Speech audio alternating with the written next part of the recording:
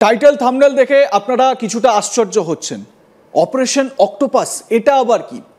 দেখুন, 5ই আগস্ট পরবর্তী পরিস্থিতিতে বাংলাদেশ যে পুরোপুরি চেঞ্জ হয়ে গেছে। কলকাতা দখল করার যে ইচ্ছে, সেই ইচ্ছেটাকে একেবারে বাস্তব করার জন্য বাংলাদেশে যে কি সমস্ত অপারেশন হচ্ছে। বাংলাদেশকে অশান্ত করার চেষ্টা করা হলে ভারতকেও শান্তিতে থাকতে দেয়া হবে না। সুতরাং সাধু সাবধান, বাংলাদেশকে খুব সহজেই দখল করে নিবে এমন দাবি করা পশ্চিমবাংলার মিডিয়া এবার ভয়ে আছে নিজেদের অখণ্ডতা বজায় রাখা নিয়ে। বিগত সরকারের আমলে বাংলাদেশকে নিজেদের একটা স্যাটেলাইট রাজ্য বানিয়ে ভারত শোষণ করেছে বাংলাদেশকে। কিন্তু গত 5 আগস্ট ছাত্র জনতার গণ অভ্যুত্থানে শেখ হাসিনার পতনের পর বাংলাদেশিরা ভারতকে ভারতের ভাষায় জবাব দিতে শুরু করে। ভারতীয় মিডিয়া বুঝতে পারে এই বাংলাদেশ আর আগের মতো নেই, এই বাংলাদেশ নিজেদের অধিকার আদায়ে সোচ্চার।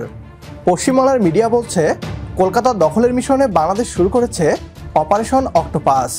এ নিয়ে কি বলছে তারা, আসুন তা দেখি। টাইটেল থাম্বনেল দেখে আপনারা কিছুটা আশ্চর্য হচ্ছেন। অপারেশন অক্টোপাস এটা আবার কি? দেখুন, 5ই আগস্ট পরবর্তী পরিস্থিতিতে বাংলাদেশ যে পুরোপুরি চেঞ্জ হয়ে গেছে এবং ভারত বিদ্বেষী একটা মনোভাব সরকারের, মানে অন্তর্বর্তী সরকারের রন্ধ্রে রন্ধ্রে বহমান, সেটা কিন্তু আমরা স্পষ্ট বুঝতে পারছি। এবং প্রতি মুহূর্তে প্রতিনিয়ত ভারত বিরোধী একটা এজেন্ডা তৈরি করার চেষ্টা করা হচ্ছে। ভারতের বিরুদ্ধে প্লট করার জন্য বাংলাদেশকে ব্যবহার করা হচ্ছে, বলা ভালো বাংলাদেশকে ব্যবহার হতে দেওয়া হচ্ছে। এবং সেটা পুরোপুরি যে কার মদতে হচ্ছে সেটা কিন্তু আমরা মোটামুটি আন্দাজ করতেই পারছি, এতদিনে বুঝতে পেরে গিয়েছি। এই মুহূর্তে দাঁড়িয়ে আপনাদের নিশ্চয়ই স্মরণে থাকবে 2024 সালে যখন শেখ হাসিনার যে সেখান থেকে তাকে বিতাড়িত করা হলো, শেখ হাসিনা যে চলে এলেন, তারপরে আমরা একটা ছবি দেখতে পেয়েছিলাম বাংলাদেশে, যেই জায়গা থেকে প্রথম একটা দাবি উঠেছিল একটা মিছিলের থেকে যে কলকাতা দখল করে নেব আমরা। সেই ছবিটা একবার আপনাদের দেখাই, তারপরে আমরা এই আলোচনার মূলে আসব। দেখুন, ভারত তো দূরের কথা, আমেরিকা আমাদের সাথে টিকবে না ইনশাআল্লাহ। আমরা বলতেছি 4 দিনের মধ্যে আমরা কলকাতা দখল করে নেব ইনশাআল্লাহ। আমরা দখল করে নেব। আসাম দখল। সামরিক বাহিনী, ছাত্র জনতা আমরা একত্রে আছি। আমরা আবার 5000 সদস্য, এই 5000 সদস্যের মধ্যে অর্ধেকই নবীন, 2500 আমরা যুদ্ধের মাঠে যেতে পারি। আর এর সাথে যদি 30 লাখ ছাত্র জনতা যোগ হয়, তাহলে ভারত তো দূরের কথা, আমেরিকা আমাদের সাথে টিকবে না ইনশাআল্লাহ। আমি মেজর শরীফ, আমি বলে দিচ্ছি ভারতকে যে ট্রেনিং আমরা নিয়েছি, যে যুদ্ধ আমরা করেছি, আমরা শুধু 2 লক্ষ সৈনিক না, আমাদের সাথে 18 কোটি জনগণ আছে। আমাদের ট্রেনিং, আমাদের দক্ষতা ভারতের চেয়ে অনেক বেশি। 1 বছর আগের পুরনো স্মৃতি একটু টাটকা করে দিলাম আপনাদের, কিন্তু কেন এটা করলাম এবারে তার বিস্তারিত বিশ্লেষণে আমরা আসব। আমার সঙ্গে স্টুডিওতে উপস্থিত রয়েছেন ডিফেন্স এক্সপার্ট আর কে শ্রীবাস্তব স্যার।